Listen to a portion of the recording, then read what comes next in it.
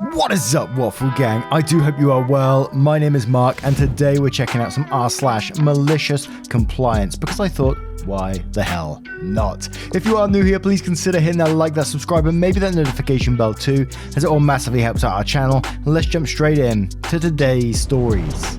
Much love, guys. Now, our first story comes from JVel22. After parking in my space and being asked to move, she flipped me off and told me to do something about it. Yes, ma'am. I followed a Subaru Legacy onto my tiny, less than 1,000 feet long, only about 12 feet wide in some places, private road.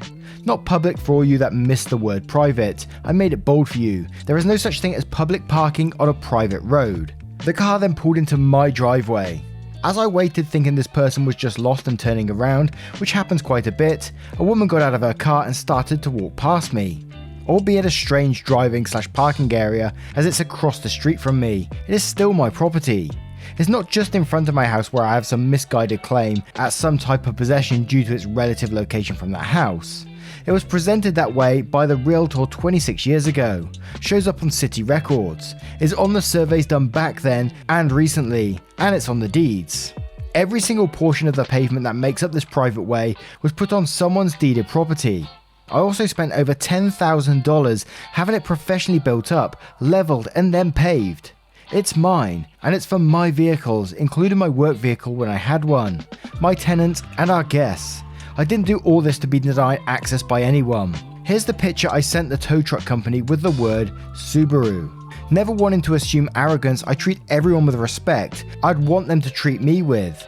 I put down the window and politely said, "Excuse me, but that's my spot. Could you move your car?" To which I received a middle finger and told to do something about it. I said, "That's at least $100, bitch." It was $125 once the car hit the impound yard. She proceeded to go to her friend's car and drive away. Instead of my now former neighbour, whose knowledge of the property lines has been clearly established by her arrogance in the past telling her friend to move, they disappeared down the road.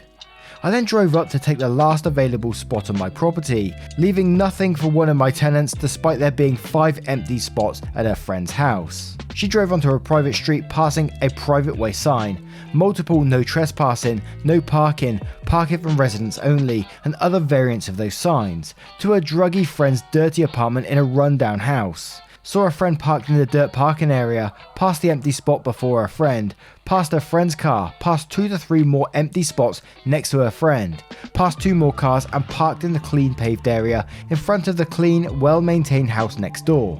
She then was asked politely to move and chose to be a bitch instead.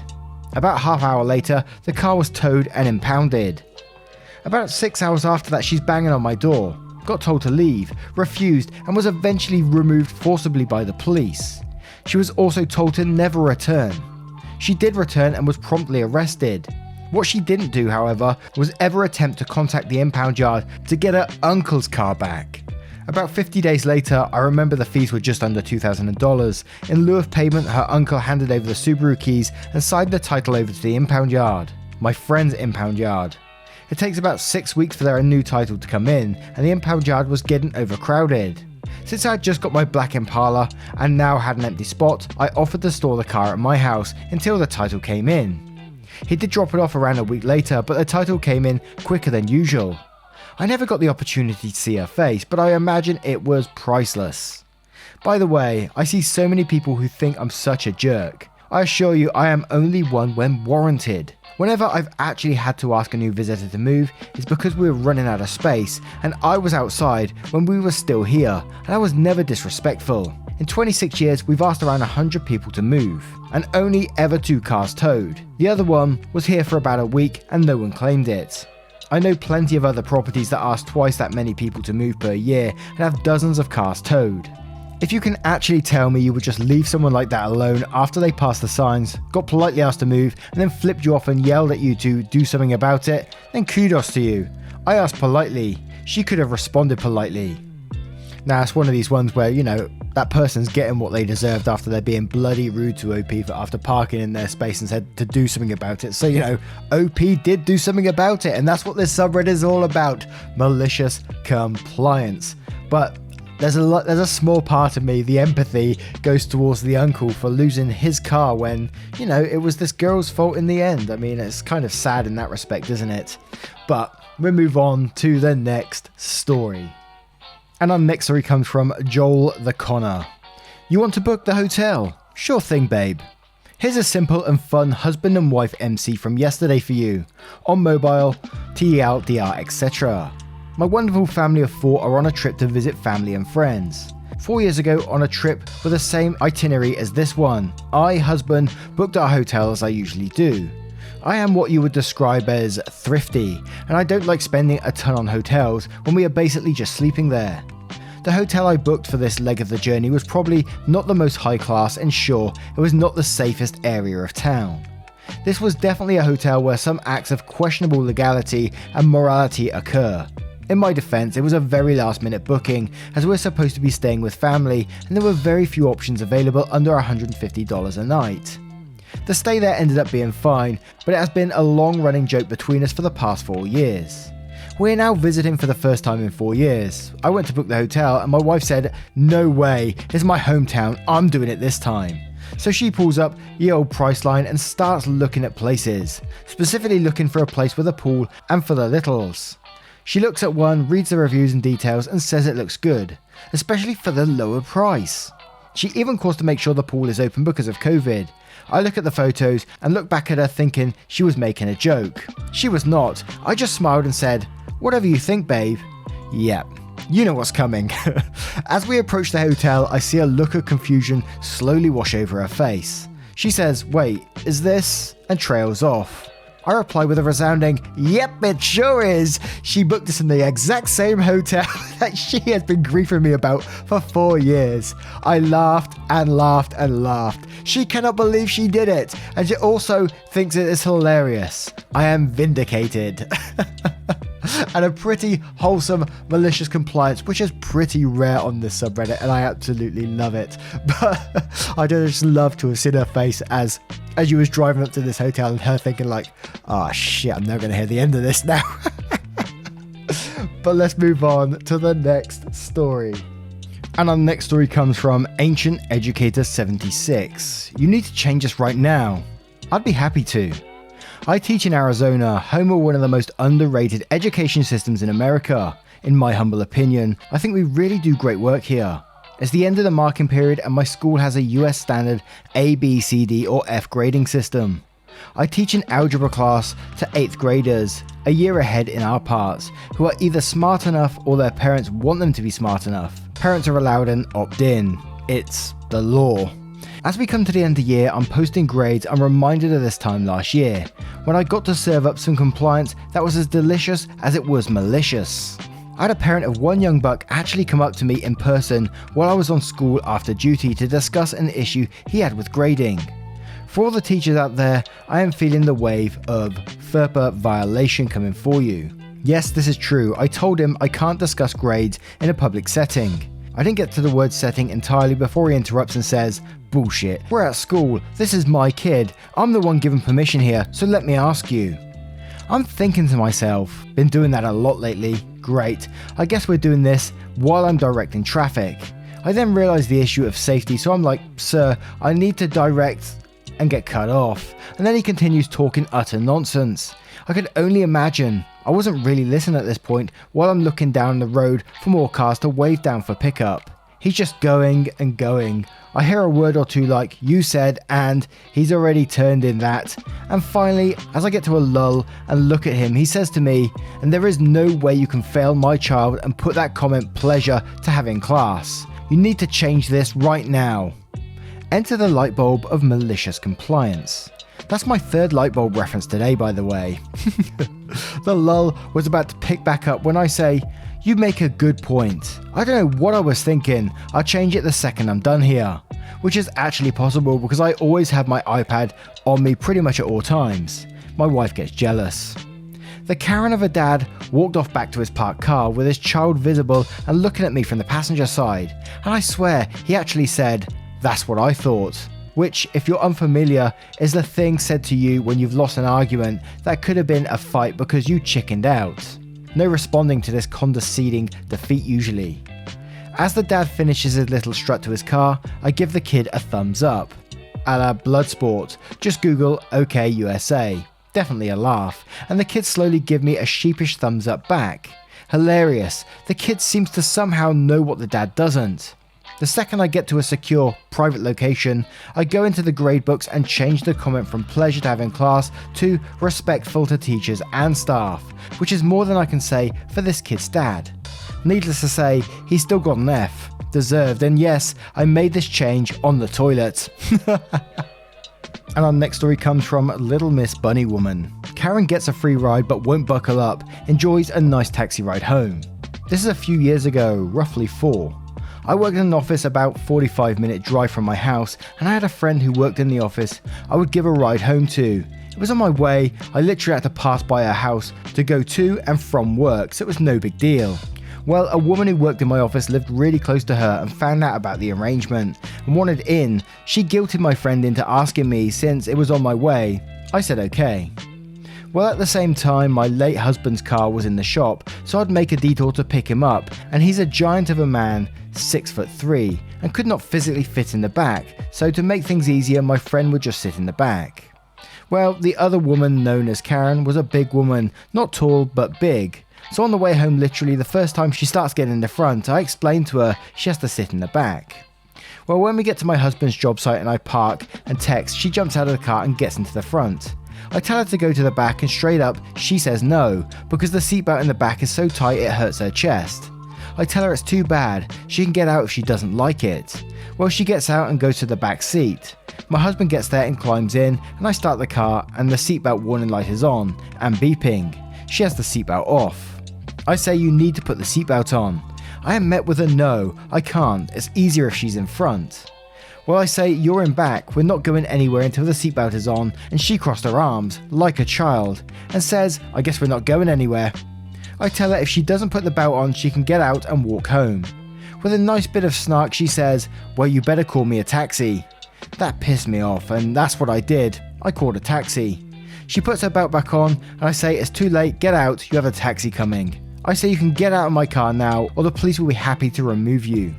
She gets out and her jaw almost hit the road as we drove away. Outside, my friend, I never let anyone from my work in my car again. Wow. And I'm sort of glad you didn't back down to her in the end, because that's just entitlement that she thinks she can just sit in the front when she wants to and then say, like, we're not going anywhere then, just like that. I mean, yeah, come on now. And this story is from Temezzo. Use your PTO within 2 months or lose it. So this happened roughly 5 years ago. I worked for a grocery store that had gone over several different buyouts. The original company was extremely generous with its pay time off. Because of how many weeks some employees had, a lot of the older employees have made comfortable careers out of working at the grocery store, when you could have up to 3 months pay time off. At least one person I knew had this much, but it was very common for people to have 8 to 10 weeks off a year. I myself had 6 weeks PTO after 6 years with the company. Each employee received accrued vacation time, 40 hours paid holiday and 40 hours of vacation a year, all packaged together as my time. Something in the summer we were informed that our location was being sold because the parent company was merging with another competitor, and due to a monopoly in the area, the building had to be sold before the merge. The entire transaction was hectic. Because the store I worked at was designated the flagship of their expansion, we got brand new cooler cases, displays, paint, the works. On top of taking full inventories of every product in the store, and later ordering heavily from the old company's warehouse to create a stockpile that should last us a few days. All while training how the new company operates. In the midst of all this, there was a revolving door of different managers, HR reps, trainers, trainees, and such. Oftentimes with differing or contradictory things to tell us. By the time we're alerted to what would become of our PTO, it was 2 months until the merger was complete. Any employees staying on with the new company negotiated their PTO and wages during interviews with them, but we were unsure of what the old company was going to do in regards to what we had already accrued with them. The head of HR sent out a memo that finally ended all guesswork. Every employee would have 1 week rollover with a new company that could be used during the remainder of the year, and old company would pay out 1 week. Anything unused would be lost. We recommended all employees adjust their time off request to reflect this. Obviously, people started to worry. We were told we had to use it or lose it, so we used it. People clamour to take time off or just call out sick or leave early. The day after the announcement, I had 4 call-outs in my department out of 8 scheduled. Because our PTO was packaged, it was all taken out of the same time bank, so there was no difference between personal days, vacations, or calling out sick.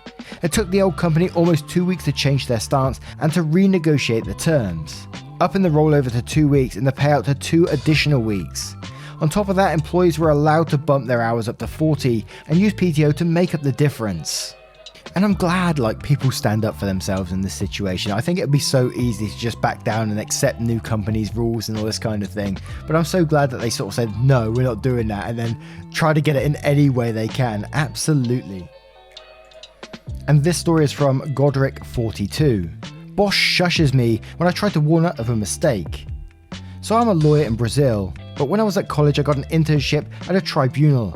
I usually work behind the scenes dealing with the paperwork and some bureaucratic stuff. It was usually a nice place to work, but occasionally the judge, the boss of my boss, would require some intern to help her with the hearings. It was not unpleasant work, but more of an annoyance since we were only 8 people dealing with the paperwork of over 10k lawsuits, which means that every time she requested someone to go help her, they knew there would be a lot of accumulated work when they got back. Something I need to point out about this specific judge is that she was a very polite and pleasant person outside of work, but at the court she would become extremely micromanaging, especially about bureaucratic stuff that she never had to deal with and didn't understand, usually making our work take way longer than it needed to be. And whenever a lawyer was present, suddenly she became very rude and demanding to anyone below her. I understand that most lawyers that worked there were extremely sexist, and that was just probably her response to that. A way to say, don't you try me, I know what I am doing and I am good at it. But I cannot agree with her taking the frustration on everyone else. On this specific day, I'd been assigned to help her with a very long hearing. In Brazil, this stuff is all recorded, so for me, that meant taking care of the computer, taking notes, but mostly making sure that the camera was on. The thing is, whenever you do these recordings, it has a kind of script that needed to be followed.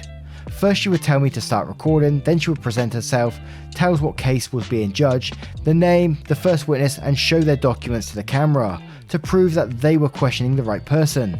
Only after that she would start questioning the witness, then the lawyers take turns doing the same. I'm not sure why, but she was more annoyed with me than usual that day, and did everything in her power to show everyone in the room she was the boss, and I was supposed to do what she said without arguing. But despite that, she was talking a lot with lawyers about trivial stuff while waiting for some witnesses that hadn't arrived yet. Finally, everyone is there and the hearing can begin. But for some reason she was so distracted with the conversation that she forgot about the script and just started questioning the witness without doing the proper presentations and asking me to start recording. As soon as she started questioning him, I tried to discreetly warn her, but all I could say was, "Your Honor," before she loudly shushed me without looking in my direction. It was all not at all discreet and everyone was visibly embarrassed, including me. So I did the only thing I could in that situation. Nothing. I couldn't start recording without the presentations and definitely not do it in the middle of the hearing, so I just sat there and waited. After almost half an hour of questioning, she asked me to stop the recording because they would do a small recess. All I could say was, "As I tried to warn you, Your Honor, the video was not recording when you started questioning him." She got visibly white and started saying, "But you should have," before realizing her mistake. She tried looking around for support, but everyone saw the way she shushed me and had the look of, well, he's got a point. I don't know what exactly happened after that, because they did the recess anyway, and I was sent back to my usual work and didn't get to participate in the rest of the hearing. It was a relief because I had a lot of work to do.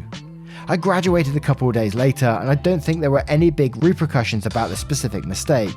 But I heard a few years later, since her productivity was extremely low, and after other, more serious mistakes, she got demoted. She is an auxiliary judge today, which means that she helps other judges but is not responsible for dealing with any lawsuits on her own. Wow, and all because she wouldn't listen. It's absolutely crazy, but again, well done for you to just sticking by your guns and in the end saying, no, this is on you. Absolutely. Now, what do you guys make of today's malicious compliance and stories? Did you enjoy them? Let me know if you did in the comments below. It's always a pleasure to see you down there, and it truly helps out this channel. And if you do have a moment of your time, please consider hitting that like button too. Once again, guys, thank you so much for being here today. You are truly, truly appreciated, and I will see you in the next one. Take care, guys. Much love.